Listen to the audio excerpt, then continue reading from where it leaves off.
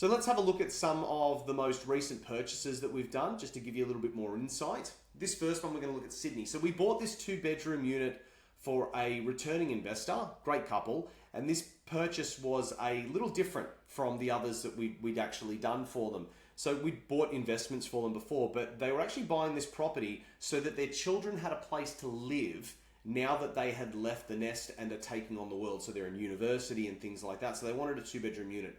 And this is your classic, red brick style boutique unit that we like to buy. And this type of purchase is becoming very common because CoreLogic and CanStar data actually shows that there were actually no suburbs where an average income earner could afford to buy a median house without extra cash to top up their loan.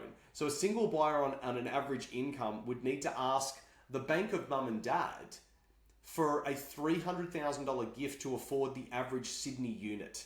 And that's even after securing a loan and saving the standard 10% deposit. So that data is becoming more and more prominent, and that's why we're seeing more and more parents, and I'm a parent, I've got 2 little girls, I know that I'm going to be the one helping them buy their home when they get older because the time is against them. By the time my daughters get to an age that they're ready, the compound growth that the properties would receive that they would have wanted to buy would have well outweighed the amount of money they're probably ever going to make in their lifetime. It's pretty scary.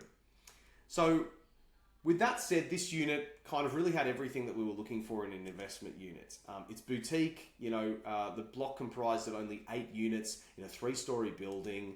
It's old school 1970s, red brick with a strong foundation, 75 square meters of internal space, which is fine. No gyms, pools, elevators, or other strata fun suckers, which we like to avoid.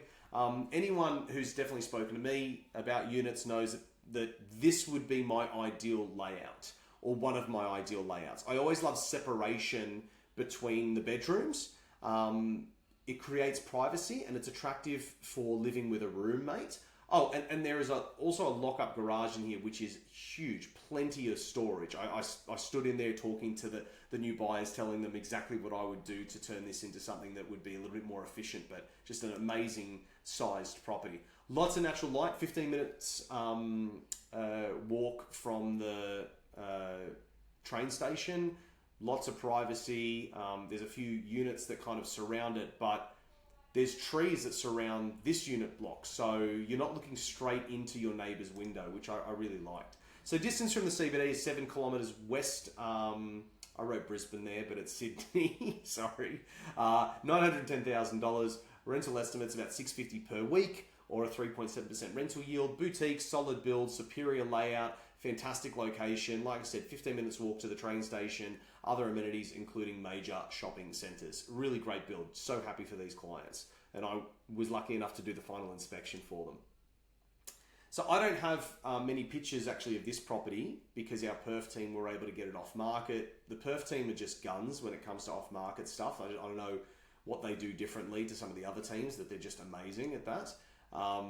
In regards to distance from CBD, this particular one is 25 k's north of Perth CBD. We got it for $572,000.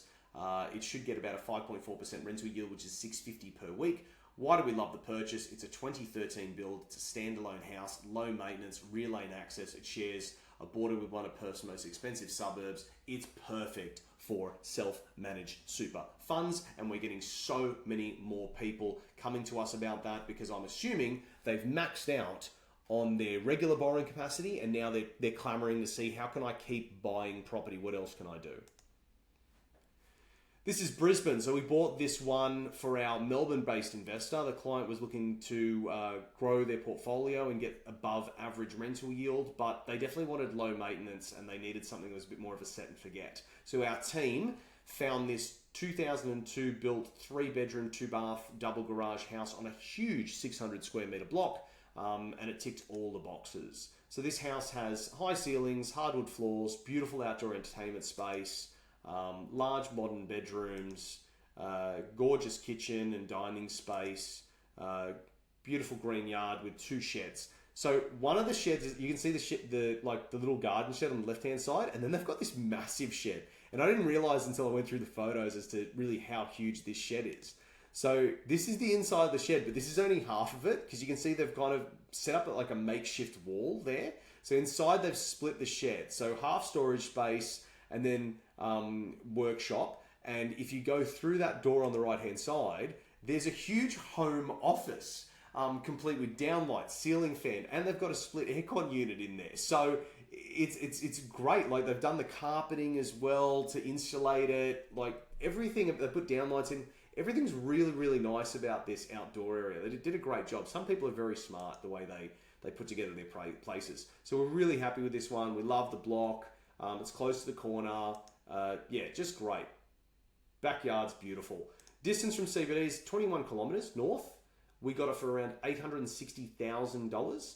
Rental estimates are $650, which is 3.9% per week. Remember, every single time I tell you what the rental yield is, I'm giving you a very accurate amount on the dollar amount that we're receiving, but the percentage is based upon a 0% deposit. This is me assuming that everyone's coming to the table just taking equity cash out, not actual their own personal cash money that's going to drop the debt. So if you're ever looking at these and you're like 3.9 is not that great, but if you had a 10 or 20% deposit, that 3.9 jumps up straight away and gets closer to 5%, which is quite attractive.